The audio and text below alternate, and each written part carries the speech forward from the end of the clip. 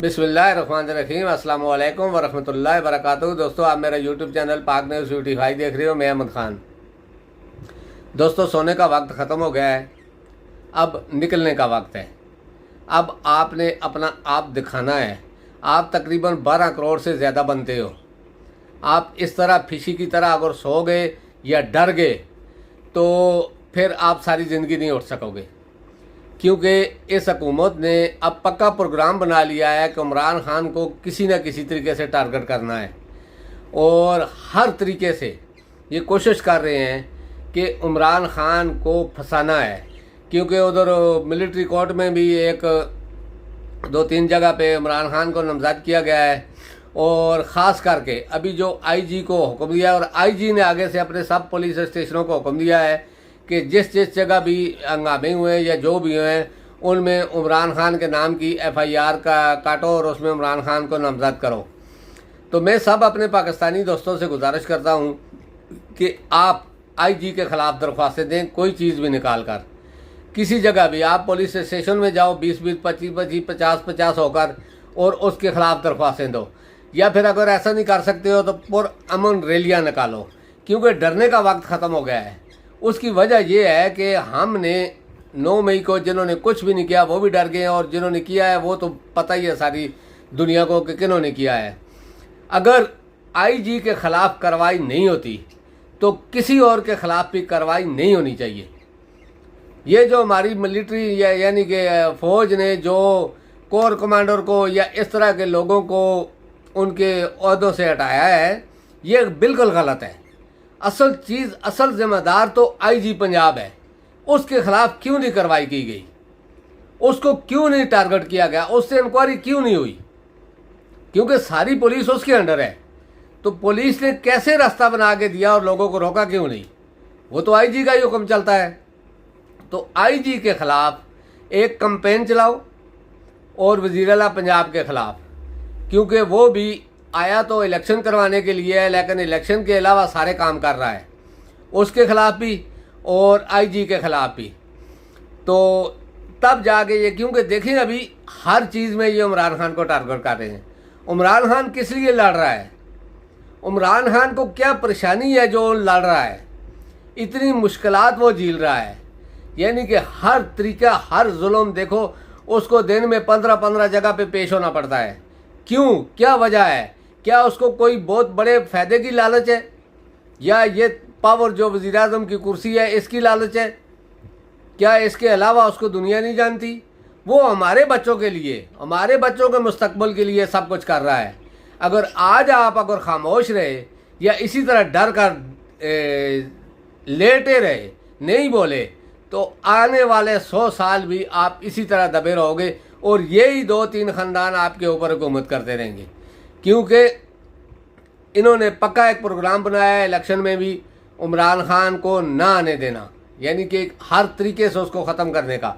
लेकिन अगर अभी आप सोए रहे तो फिर आप सो ही रहें, फिर आपको उठने की ज़रूरत भी नहीं है, क्योंकि जब भी इलेक्शन होगा ये इसी तरह करेंगे। अगर आप नहीं निकलेंगे तो ये आपको इसी तरह दबाते रहेंगे। आपसे गुजारिश है कि अपने हक़ के लिए, क्योंकि एक पुरअमन एहतजाज या पुरअमन रैलियाँ निकालना आपका हक़ है, आपको कोई नहीं रोक सकता।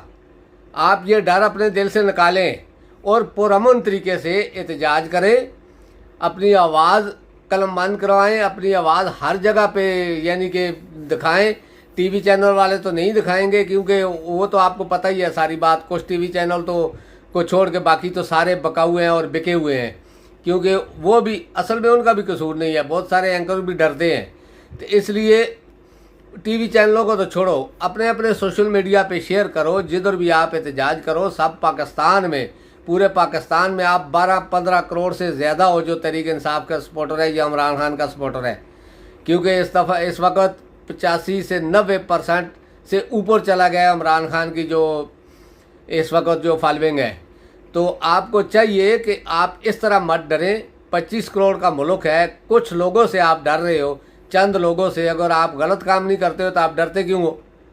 इसलिए पुरअमन एहतजाज, पुरअमन रैलियाँ आपका हक़ है अपने लीडर के लिए। जब वो लीडर नहीं डर रहा है, अकेला शख्स नहीं डर रहा है, उसको सामने पता है, उसको सामने मौत नज़र आ रही है, सामने तकलीफ़ें नज़र आ रही हैं, लेकिन वो फिर भी हमारे लिए लड़ रहा है, फिर भी हमारे लिए खड़ा है। उसने क्या उसके बेटों को आना था इधर आगे, जिस तरह मरियम नवाज या बिलावल है, इस तरह का उसने कोई नामजदगी की हुई थी अपने बेटों की? नहीं, वो सिर्फ हमारे बेटों की, हमारी औलादों के लिए लड़ रहा है। तो इसमें हमारा भी फ़र्ज़ है कि हम उसका अब खुलकर साथ दें। अब डरने की ज़रूरत नहीं है। अगर डरोगे तो जिस तरह मुजफ्फराबाद कश्मीर में हुआ है, इस तरह ही अभी गिलगित बल्तिस्तान में भी होगा, इसी तरह आइंदा इलेक्शन में पाकिस्तान में भी होगा।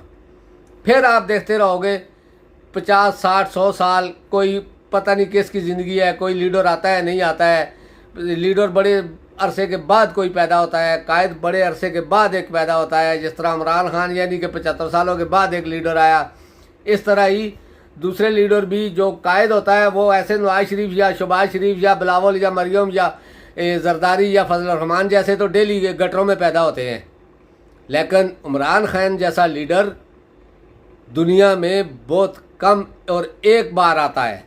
इसलिए उसकी कदर करो, उसका साथ दो, आपके साथ की उसको ज़रूरत है, वो आपके लिए लड़ रहा है, आप उसका मुकम्मल साथ दो। अब डरने की ज़रूरत नहीं है। अगर आप गलत काम कोई नहीं करोगे तो डरोगे भी नहीं। पुरअमन तरीके से किसी रेड़ी को भी नुकसान मत पहुँचाओ। मैं पहले भी ये कहता रहा था, पिछले 9 मई वाले वाक़े से पहले भी, कि अपना रेड़ियों को नुकसान पहुँचाना या इस तरह की चीज़ें करना ये अपना नुकसान है। इसलिए पुरअमन एहतजाज अपना रिकॉर्ड कराओ हर जगह पर, यानी कि यूएनओ के दफ्तर के सामने जाकर कराओ, और जितने भी प्रेस क्लब हैं उनके सामने जाकर करवाओ, और जो भी जिस एरिए में आपको नज़र आता है कि दूसरी दुनिया दूसरे मुल्कों के लोग हैं, उनमें आप अपना एहतजाज रिकॉर्ड कराओ, गलत तरीके से नहीं, अच्छे तरीके से, तो इंशाअल्लाह आप कामयाब होगे। बाकी रहा इमरान खान का सवाल, तो ये जितने केस भी बना लें, अल्लाह उसके साथ है, उसको कुछ भी नहीं होगा। इंशाअल्लाह पाकिस्तानियों की दुआएं उसके साथ हैं, ये जो कुछ भी करते रहें कुछ भी नहीं होगा।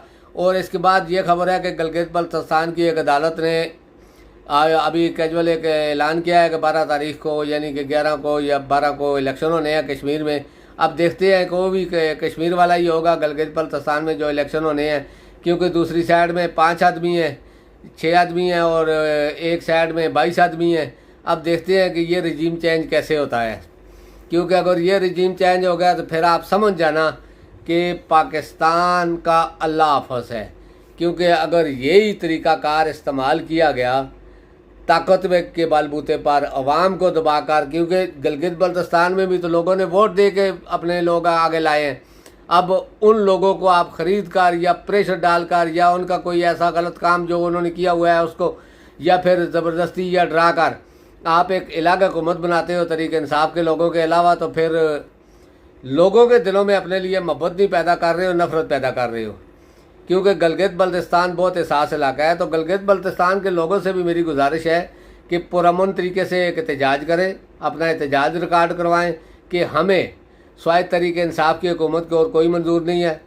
अगर जो आदमी भी वज़ीर आला बना तरीके इंसाफ के अलावा, या तरीके इंसाफ के जिन लोगों ने उनका साथ दिया, उनका वापसी में उनके घरों में दाखिला बंद हो जाएगा।